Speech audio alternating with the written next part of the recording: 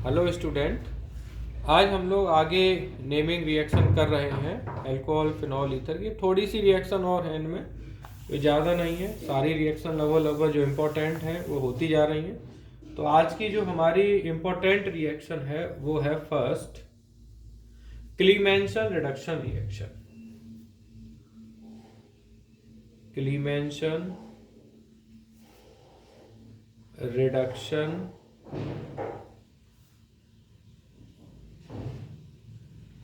Reaction.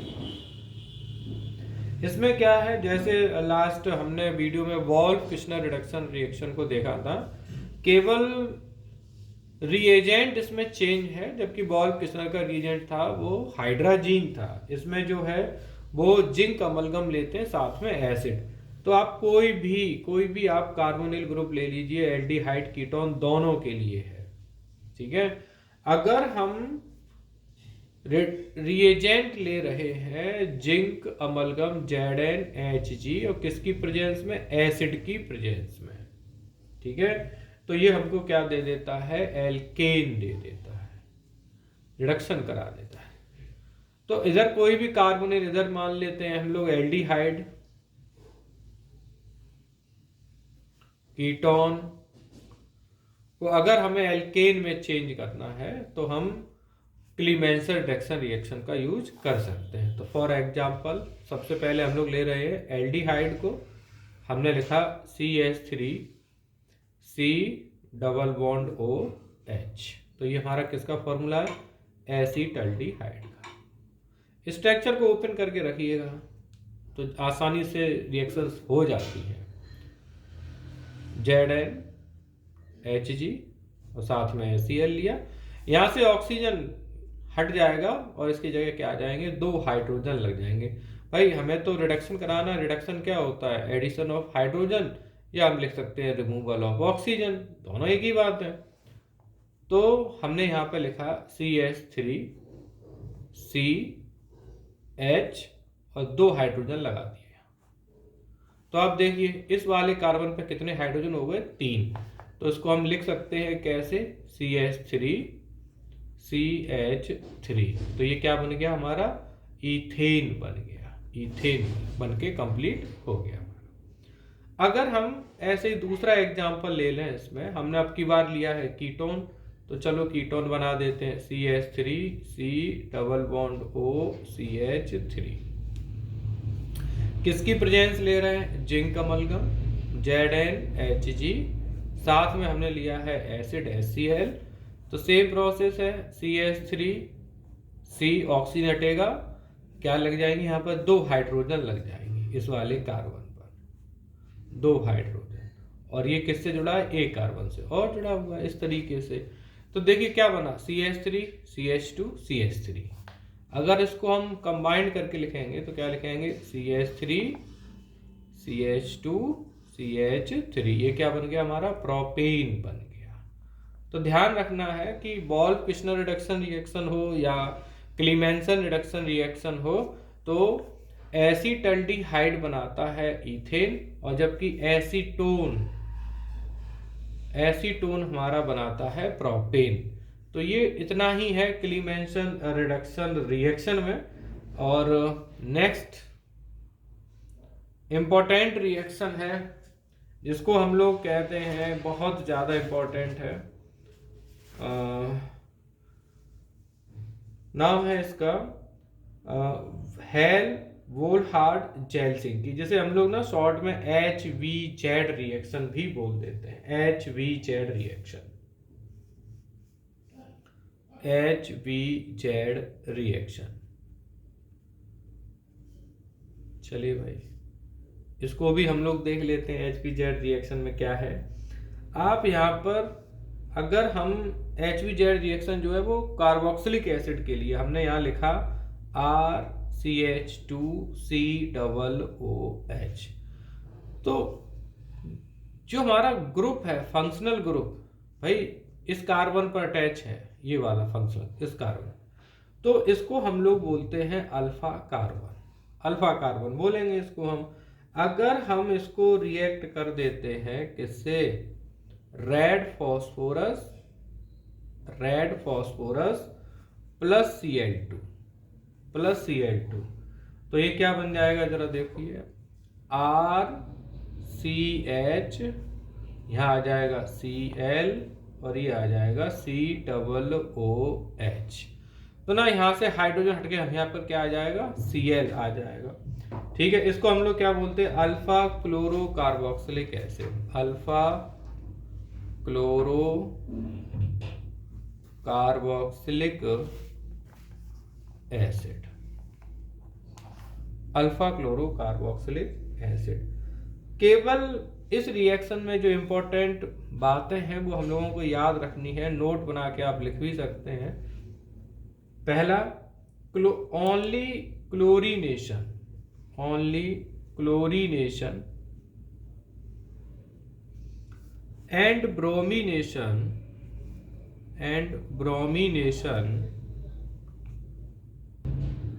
Only chlorination and bromination happens. तो आप इसमें केवल आप ब्रोमिनेशन कर सकते हैं, क्लोरीनेशन कर सकते हैं, आप यहाँ पर Br2 ले सकते हैं, तो यहाँ पर Br आ जाएगा। तो नाम क्या बन जाएगा, alpha bromo carboxylic acid.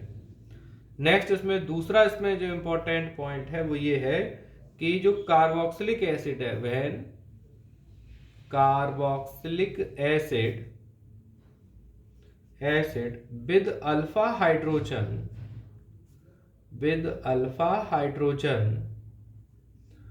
is treated with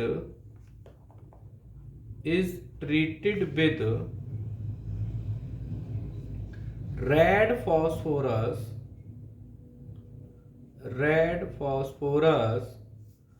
and halogen। कोई भी आप हेलोजन ग्रुप ले सकते हैं, लेकिन क्लोरीन और ब्रोमीन सिर्फ, and halogen, these would be halogenation at, there would be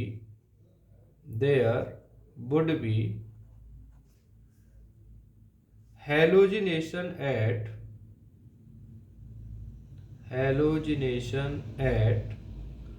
alpha carbon.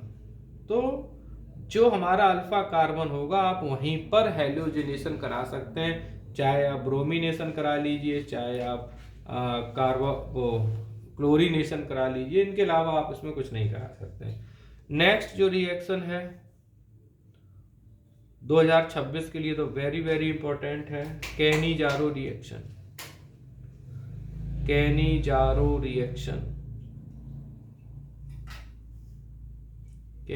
Reaction काफी इंपॉर्टेंट है।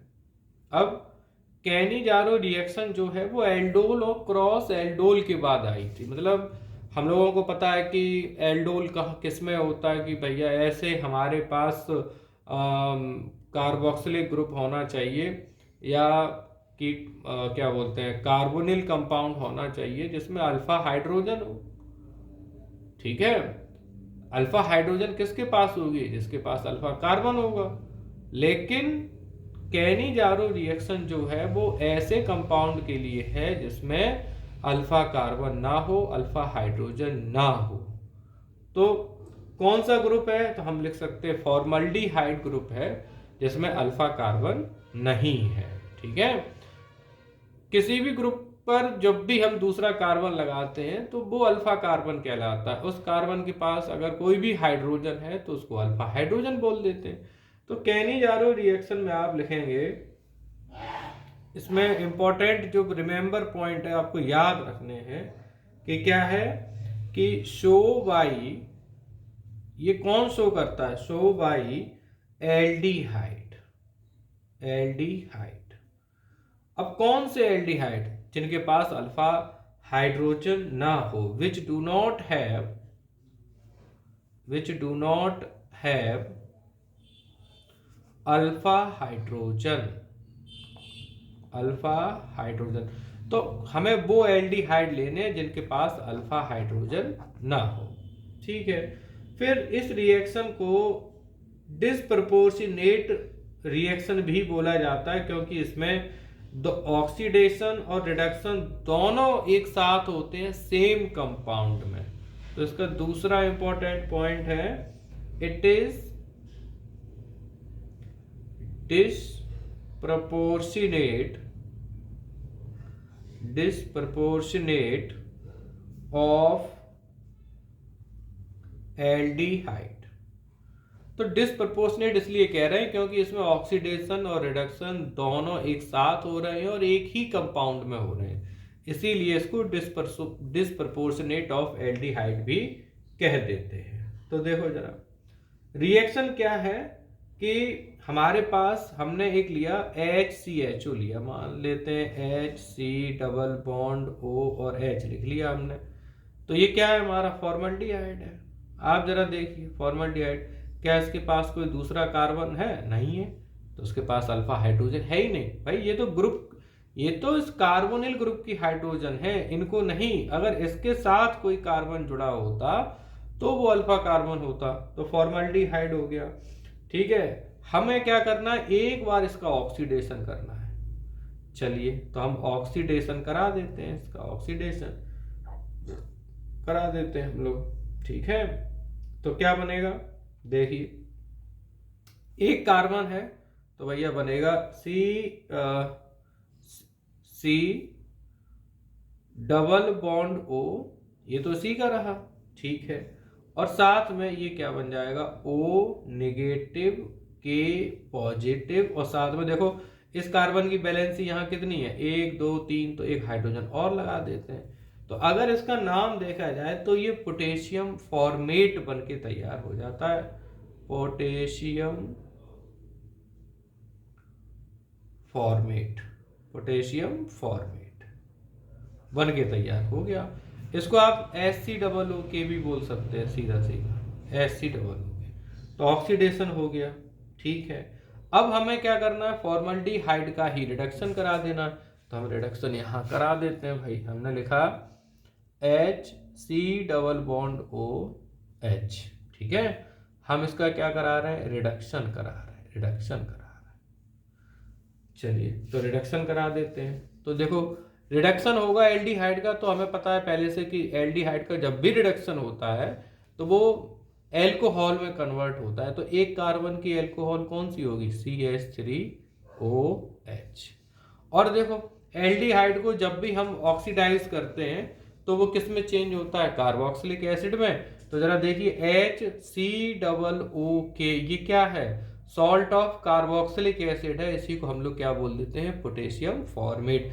अब दोनों रिएक्शन को अगर हम जोड़ दें तो हमारे पास कितने मॉलिक्यूल हो गए, फॉर्मल्डिहाइड के 2 मॉलिक्यूल हो गए, तो 2HCHO। ठीक है, हमें क्या करना है, हमें एक बार इसका ऑक्सीडेशन लिखना है, एक बार इसका हमें क्या लिखना है, रिडक्शन लिखना है। ठीक है, तो चलिए तो हम लोग दोनों एक साथ लिख देते हैं। ऑक्सीडेशन के लिए आप कंसंट्रेटेड KOH ले सकते हैं, और साथ में अगर रिडक्शन करना है तो हम इसको हीट भी कर सकते हैं, दोनों एक साथ। तो एक बार क्या बन रहा है, हमारा पोटेशियम फॉर्मेट बन रहा है, दोनों रिएक्शन को हम लिख देते हैं। प्लस दूसरे में क्या बन रहा है, मीथेनॉल बन रहा है, CH3OH। तो ये रिएक्शन हमारी किसके लिए है, सिर्फ और सिर्फ ऐसे एल्डिहाइड के लिए है जिसके पास अल्फा कार्बन ना हो। ठीक है, अल्फा कार्बन नहीं होगा तो उसके पास अल्फा हाइड्रोजन भी नहीं होगा। तो ये रिएक्शन जो है इंपॉर्टेंट थी, कैनिजारो रिएक्शन इंपॉर्टेंट है, कई बार पूछी जाती है, बहुत पूछी जाती है। ठीक, आगे चलते हैं। नेक्स्ट हम लोगों की जो है हॉफमैन ब्रोमामाइड डिग्रेडेशन रिएक्शन हो रहा है, ये अमाइन चैप्टर से है, हॉफमैन ब्रोमामाइड डिग्रेडेशन रिएक्शन बहुत इंपॉर्टेंट है ये, क्योंकि कन्वर्जन में बहुत हेल्प करती है डिग्रेडेशन रिएक्शन। जब हमें एक कार्बन कम करना हो कन्वर्जन में तो हम हॉफमैन ब्रोमामाइड डिग्रेडेशन रिएक्शन का यूज करते हैं। ये रिएक्शन जो है वो अमाइड को कन्वर्ट करती है किसमें, अमाइन में। तो चलिए हम कोई भी अमाइड ले लें, हमने लिखा RC डबल बॉन्ड O और NH2, ये क्या है, हमारा अमाइड है, अमाइड। हम इसको रिएक्ट कर रहे हैं तो हमें हॉफमैन ब्रोमामाइड डिग्रेडेशन का रिएजेंट पता हो, हमने लिया है Br2 प्लस कोई भी बेस ले लो, NaOH ले लो, KOH ले लो, कुछ भी जो भी आपको सही लगे, KOH ले लिया हमने। तो ये क्या करता है, यहाँ से इस ग्रुप को हटा देता है, ये वाला ग्रुप जो है वो हट जाता है। तो यहाँ क्या बचा, जब हमारा C डबल बॉन्ड यहाँ से हट गया, ये वाला ग्रुप हट गया, तो क्या बचा R और इधर बचा NH2। तो ये क्या हो जाएगा RNH2, ये क्या बन गया हमारा अमाइन बन गया। बस हॉफमैन ब्रोमाइड डिग्रेडेशन में यही है कि हम कैसे मतलब एक कार्बन को कम कर सकते हैं। यहाँ देखिए 2 कार्बन है, इधर हमारा एक ही एल्काइल ग्रुप है, एक ही कार्बन है। तो ये जो रिएक्शन है वो क्या है, हमारी हॉफमैन ब्रोमाइड डिग्रेडेशन रिएक्शन। इसका जो इम्पोर्टेंट पॉइंट बस ये लिखना है कि पॉइंट हमें लिखना है इम्पोर्टेंट कि जब भी हमें मतलब एक कार्बन कम करना हो, ठीक है। अब जैसे मान लेते हैं कि इधर हमने लिखा CH3 CH2, फिर लिखा हमने C double bond O NH2, ठीक है। तो ये हमारा अमाइड है, ठीक। अब इसको हम रिएक्ट कर रहे हैं, तो रिएजेंट ले रहे हैं Br2 और KOH, तो यहाँ से एक ये हट जाएगा ग्रुप, तो क्या बनेगा देखिए CH3 CH2 NH2, ये बन गया हमारा। यहाँ कितने कार्बन थे, 1 2 3, यहाँ कितने रह गए आपके कार्बन, 2 रह गए, तो एक कार्बन कम हो गया। तो इसको आप लोग बोल सकते हैं स्टेप डाउन रिएक्शन। अगर एक कार्बन बढ़ना हो तो स्टेप अप रिएक्शन, ऐसे बोल सकते हैं आप लोग, ठीक है। और हमारी लास्ट जो रिएक्शन है वो है कार्बिल अमाइन रिएक्शन। ये भी बहुत इंपॉर्टेंट है, carbyl amine reaction.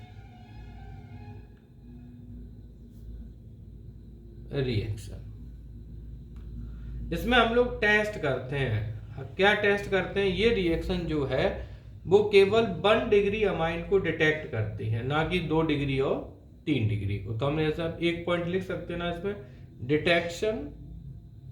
Detection for only 1 degree amine, not for 2 degree और 3 डिग्री। 2 डिग्री और 3 डिग्री के लिए नहीं है, सिर्फ और सिर्फ किसके लिए, 1 डिग्री अमाइन के लिए है। तो चलिए हम 1 डिग्री का अमाइन ले लेते हैं, RNH2 प्लस, यहाँ पर हम क्या ले रहे हैं, क्लोरोफॉर्म ले रहे हैं, CH3, साथ में हम क्या ले रहे हैं, एल्कोहलिक KOH, एल्कोहलिक KOH। तो यहां से बनेगा क्या, अगर एल्कोहलिक KOH लोगे तो यहाँ पर क्या बनेगा भैया, H2O बाहर होगा, पक्की बात है। साथ में यहाँ से KCl भी बाहर होगा, पक्की बात है। कितने KCl, अगर मान लो हम KCl बाहर कर रहे हैं, K और Cl बाहर कर रहे हैं, तो यहाँ पर कितने Cl हैं, 3, तो 100% 3 KCl बाहर होगा। चलिए भाई, जो बाहर होता जाए उसको लिखते जाओ। वाटर देखो, अगर वाटर की हम लोग बात करें तो वाटर भी कितना बाहर हो रहा है, 3H2 हो रहा है। बन क्या रहा है, तो देखो बचा क्या हमारे पास, R बचा, ठीक है, N बचा और ये वाला C बच गया हमारे पास। तो हम लिख सकते हैं RNC। अगर CN होता तो साइनाइड है, NC है तो क्या बनता है, आइसोसाइनाइड बनता है, आइसोसाइनाइड बनता है। लेबोरेटरी में जैसे ही आप इसको बनाएंगे आइसोसाइनाइड बनेगा, तो बहुत ही गंदी स्मेल देता है, फोल स्मेलिंग। तो हमें पता चल जाता है कि जो दिया गया अमाइन है वो कितने डिग्री का है, 1 डिग्री का अमाइन है। तो ये हमारी कार्बिल अमाइन रिएक्शन हो गई। आपने 1 डिग्री अमाइन को चेक करना है कि हमारे पास दिया गया अमाइन जो है वो 1 डिग्री का है या 2 डिग्री 3 डिग्री का है। अगर उसमें फोल स्मेलिंग आती है, सड़ी बदबू आती है, तो फिर 100% क्या होगा, 1 डिग्री का अमाइन। तो आज के लिए इतना ही। नेमिंग रिएक्शन हमारी कंप्लीट हो गई है। इनको आप बार बार लिखिए, अगेन एंड अगेन प्रैक्टिस में लीजिए, धीरे धीरे आपको आने लगेंगी। ओके स्टूडेंट, कल से हम लोग स्टार्ट करेंगे अपना कन्वर्जन। तो कन्वर्जन के लिए कुछ हमें इंपॉर्टेंट रिएक्शन अलग से पढ़नी होंगी, तब हम जाके कहीं कन्वर्जन को सीख पाएंगे। Okay, thank you student.